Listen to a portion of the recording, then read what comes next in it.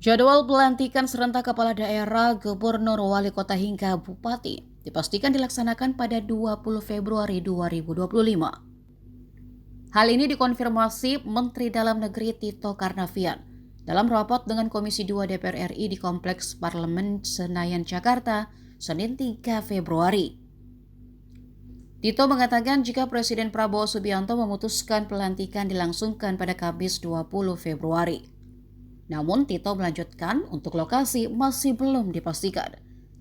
Sebab katanya harus membutuhkan tempat yang bisa menampung banyak orang, mengingat tamu undangan akan membludak. Yang jelas Tito mengatakan jika pelantikan seluruh kepala daerah akan dilakukan di kota Jakarta. Kata dia, salah satu dasar pelantikan digelar serentak antara kepala daerah yang tidak bersengketa di MK dengan yang bersengketa di MK, yakni karena keinginan Presiden Prabowo Subianto. Menurut dia, Presiden Prabowo menginginkan agar pelantikan segera dilakukan agar kerja pemerintah sampai ke daerah bisa berjalan.